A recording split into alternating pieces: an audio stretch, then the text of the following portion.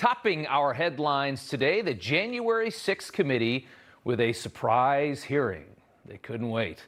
All hinged around a former low-level aide to Mark Meadows, a 25-year-old woman. Cassidy Hutchinson testifying today, the kangaroo court pulling a fast one with her testimony, creating a narrative that would be easily dismantled if this hearing wasn't blatantly biased and one-sided. But it is. The committee trying to establish that Trump tried to initiate an armed insurrection on the Capitol, again, only possible when you hear just one side of things. During the hearing today, the committee played old testimony from Meadows Aid. Listen closely to what she says. I was in the vicinity of a conversation where I overheard the president say something to the effect of, I don't effing care that they have weapons. They're not here to hurt me. Take the effing mags away. Let my people in. They can march to the Capitol from here. So naturally, the media took this bite to mean that Trump was welcoming an armed insurrection by telling the Secret Service to turn the mags or the metal detectors off and let people with guns come right in.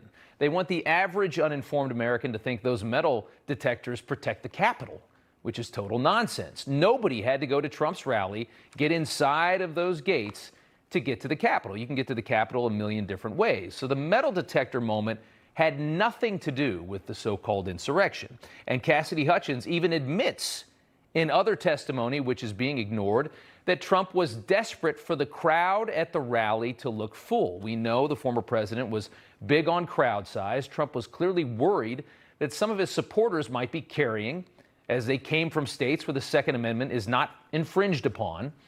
He wanted his crowd as big as possible, and the last thing he told his crowd was to march peacefully and patriotically to the Capitol to make their voices heard. I know that everyone here will soon be marching over to the Capitol building to peacefully and patriotically make your voices heard. So on social media today, the president pointed out that Cassidy Hutchinson asked to join the rest of her team and actually stay at Mar-a-Lago and work from there just days after January 6th. And he wrote, "Why did she want to go with us if she felt that we were so terrible?" The other point to be made, practically nobody was charged with bringing a gun into the Capitol, and the only person shot was an unarmed Trump supporter who was shot by a cowardly cop. We've covered that before. Another moment of high drama when this 25-year-old Meadows staffer told the committee that she had heard Trump was so enraged that his motorcade couldn't take him to the Capitol on January 6th, that the president attacked his own Secret Service agents and then tried to grab the steering wheel of the limousine. Take a listen. "I'm the effing president. Take me up to the Capitol now." To which Bobby responded, "Sir, we have to go back to the West Wing." The president reached up towards the front of the vehicle to grab at the steering wheel.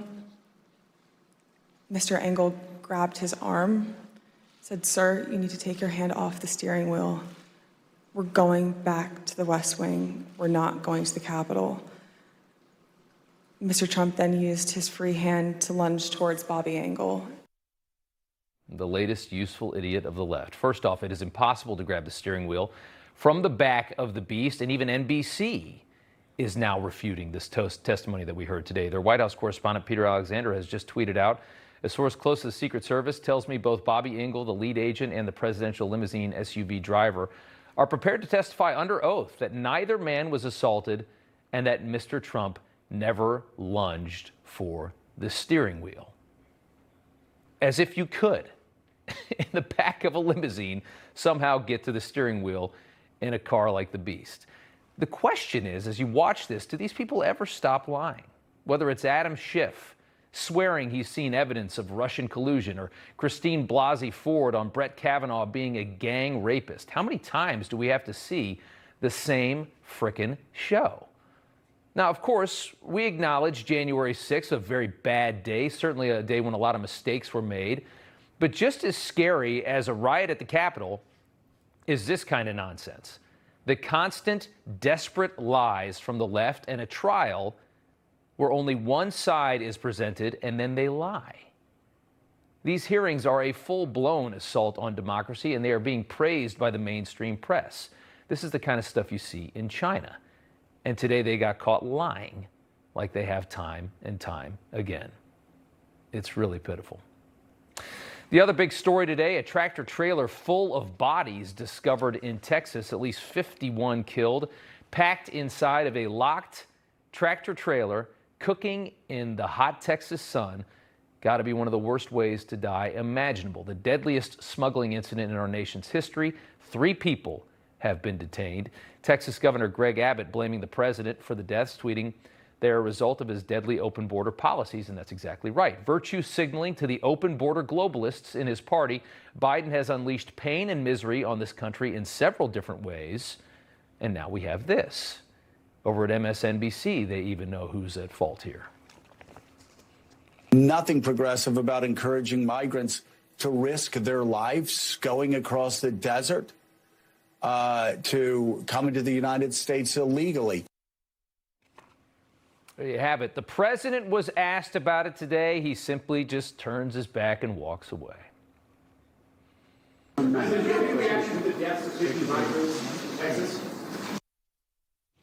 Yeah, what does he care? No response, because really, what is there to say? It's another example of left-wing, highbrow, elitist policies that destroy parts of society that elites will never have to live in or deal with. And that's the truth.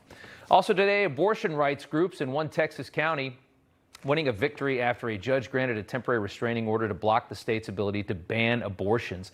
The American Civil Liberties Union represented abortion providers in the civil lawsuit filed in Harris County. The group's attorneys say the restraining order will remain in effect until a hearing on January 12.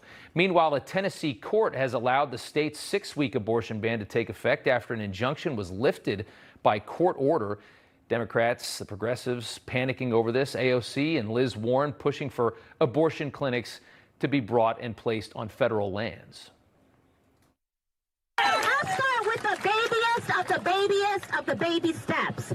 Open abortion clinics on federal lands in red states right now. Democrats also ramping up their attacks on Justice Clarence Thomas. Here's Hillary in a recent interview. I went to law school with him.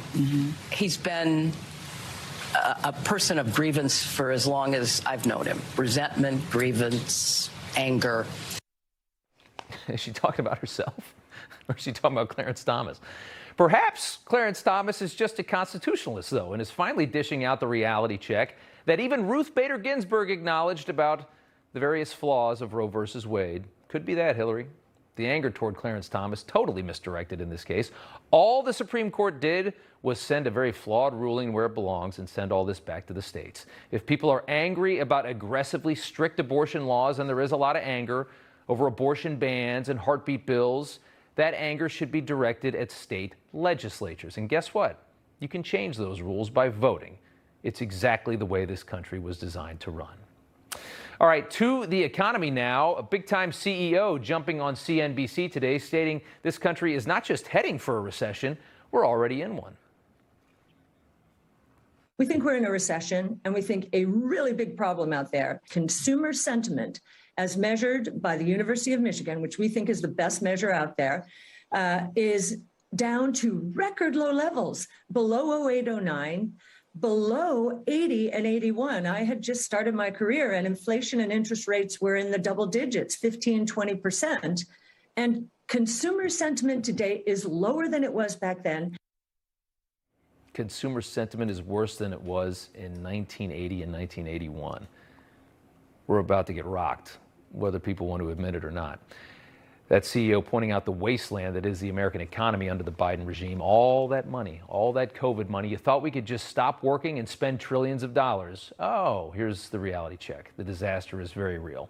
In California, a state run by some of the dumbest people on the planet, they're going to make the pain even worse. Gavin Newsom announcing 23 million people earning less than $250,000 a year. More free checks from the government, up to $1,050 from the state. Just keep handing it out as fast as they can. They call it a middle-class tax rebate. It's just free money. It should secure California as the state with the highest inflation in the nation, which I'm sure it already is with their gas prices. Other news, Jeffrey Epstein's groomer, Ghislaine Maxwell, got 20 years in prison today. 60-year-old Maxwell was on suicide watch in recent days. Sadly, the Epstein client list, which is what we all really want to see, remains sealed.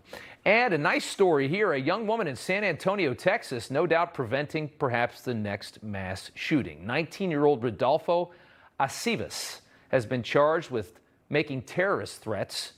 He's been apprehended. The young man had recently bought an AR-15, told a coworker at an Amazon plant in Texas that he planned to commit a mass shooting. The 19-year-old idolized Salvador Ramos, the Uvalde shooter. His father says Acivas had been sent to a mental facility twice in high school. That's how it should work. You got to start pointing it out when people say stuff like that.